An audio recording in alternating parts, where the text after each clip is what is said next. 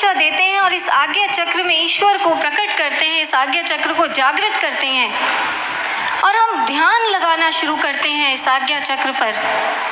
ध्यान लगाने का मतलब क्या होता है कि हमारा जो मन है, जो इंटेंशन है, हमारी मन है जो इधर उधर हर जगह है, उसको खींचकर हम यहाँ माथे के बीचों बीच इस आज्ञा चक्र से जोड़ देते हैं। ये मन क्या है? वेदांत कहता है मन का अपना कोई अस्तित्व है ही नहीं।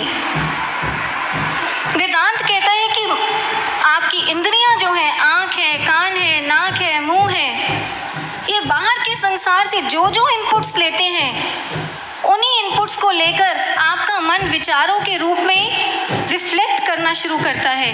यही मन है। लेकिन जब आप इसी मन को इस ध्यान चक्र पर लगा देते हैं, इस आज्ञा चक्र पर लगा देते हैं, ध्यान लगाकर बैठते हैं, तो देखिए क्या होता है। आंखें बंद हैं आपकी, आप एकांत में अक्सर बैठते हैं साधना के समय, आपका मन आज्ञा चक्र से जुड़ चुका है। तो ऐसे में जो बहुत हद तक क्या होता है कि आपकी जो इंद्रियां हैं वो बाहर से इनपुट्स लेकर आपके मन तक पहुंचाना बंद कर देती हैं। आपकी इंद्रियों के इनपुट्स आपके मन तक पहुंचना बंद हो जाते हैं, जो मन यहाँ टिका हुआ है।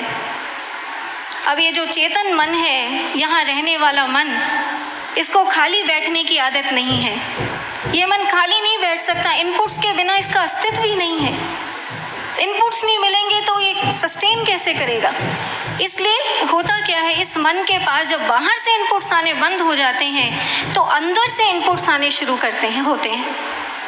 मॉडर्न साइकोलॉजी कहती है सेंसरी डिप्राइवेशन की स्टेट में, माने जब आपकी सेंसरी ऑर्गन्स, इंद्रियां आपके मन को डिप्राइव कर दें, वंचित कर दें, संकेत देना भेजना बंद कर दें, उस सेंसरी डिप्राइवेशन की स्टेट में क्या होता है, आपके अनकॉन्शियस माइंड से इनपुट्स निकल कर ऊपर कॉन्शियस माइंड तक आने लगते हैं। पूरी की पूरी मॉडर्न साइकोलॉजी की थेरेपीज इस एक रहस्य पर टिकी हुई हैं। और वेदांत की भाषा में अगर हम समझें तो वेदांत कहता है कि जब मन तक बाहरी इंद्रियों से इनपुट्स आने बंद हो जाते हैं और मन यहाँ टिका है, तो चित्त से इनपुट्स निकल कर चित्त में जो संस्कार हैं, जो विकार हैं, जो वृत्तियाँ हमारी जमा हुई हैं जन्मों जन्मों की, वो इनपुट्स निकल कर चित्त से हमारे मन तक पहुँचने शुरू करते हैं, हमारे मन तक पहुँचने लगते हैं। तभी आपने देखा होगा प्रेमी साधकों, जब आप ध्यान करना शुरू करते हैं और गहनता में जाते हैं तो कई बार इतने समय पुरानी बातें, बहुत पुरानी बातें, जिनको आप कहते हैं कि चलते फिरते कभी सोचा ही नहीं, लेकिन वो पुरानी बातें भी दिमाग में आकर घूमने लगती हैं। वो होता क्या है, वो चित्त से संस्कार और विकार और वृत्तियाँ निकल कर मन तक आती हैं। तो ऐसे में देखिए हो क्या रहा है, जिस समय आप आज्ञा चक्र के ध्यान में बैठे हैं, आपका मन और आपका चित्त दोनों मिलकर इस केंद्र बिंदु पर, इस आज्ञा चक्र पर आकर जुड़ जाते हैं। मन और चित्त दोनों ध्यान लगाते हैं इस आज्ञा चक्र पर। मन और चित्त के यहाँ जुड़ने से अब फायदा क्या होता है, ये समझने की बात है। इसको हम एक उपनिषद की, मुंडको उपनिषद की एक छोटी सी कहानी से समझेंगे। ऋषि कहते हैं एक पेड़ है, एक वृक्ष है, इस वृक्ष पर दो पक्षी रहा करते हैं। एक जो पक्षी है वो सबसे ऊंची शाखा पर, सबसे ऊंची डाल पर बैठता है और ना कुछ खाता है ना पीता है, बस देखता है, साक्षी बनकर देखता रहता है, आनंदित और मस्त रहता है। लेकिन जो दूसरा पक्षी है, वो पक्षी नीचे की डालियों पर इत उत कूदता फुदकता रहता है, व्याकुल है, कभी सुख के मीठे फल खाता है तो हंसता है, दुख के कड़वे फल खाता है तो रोता है। ऋषि अगले श्लोक में समझाते हैं कि हमारा जो शरीर है यही वो वृक्ष है, सबसे ऊंची डाली पर बैठने वाला पक्षी आत्मा है,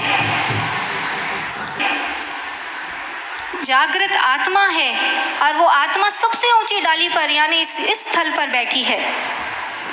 और जो नीचे डालों वाला पक्षी है वो जीव है, जिसमें मन है, चित्त है, बुद्धि है, अहंकार है। शिष्य पूछता है ऋषि से, ऋषिवर ये जो नीचे डालों वाला पक्षी है, बेचैन पक्षी, इसकी बेचैनी कैसे दूर हो सकती है? ये कब शोक रहित हो पाता है? अब देखिए ऋषि क्या जवाब देते हैं। ऋषि कहते हैं इतम अस्य महिमानम पश्यति, कि जब ये नीचे वाला पक्षी ऊंचे वाले पक्षी, ऊंची डाल वाले पक्षी की महिमा को देख लेता है, माने जब मन और चित्त वाला जीव आत्मा का साक्षात्कार दर्शन कर लेते हैं। अगले श्लोक में फिर एम्फसाइज करते हैं ऋषि, वो कहते हैं यदा पश्यते रुक्म वर्णम, कि जब नीचे वाला पक्षी पश्य दृष्टा बनकर ऊपर वाले पक्षी के रुक्म वर्ण यानी दिव्य प्रकाश स्वरूप को देखता रहता है, माने जब मन चित्त दिव्य प्रकाश स्वरूप आत्मा का दर्शन दृष्टा बनकर करते रहते हैं, ध्यान लगाए रखते हैं, तो ऐसे में दो घटनाएं घट जाती हैं। ऋषि कहते हैं मन वीत शोकहा, मन शोक रहित हो जाता है, और चित्त पुण्य पाप विदुयः, कि मन जो चित्त जो है वो पाप पुण्य के संस्कारों से मुक्त हो जाता है। इतनी महान सुप्रीम सॉवरेन साइंस है ब्रह्म ज्ञान।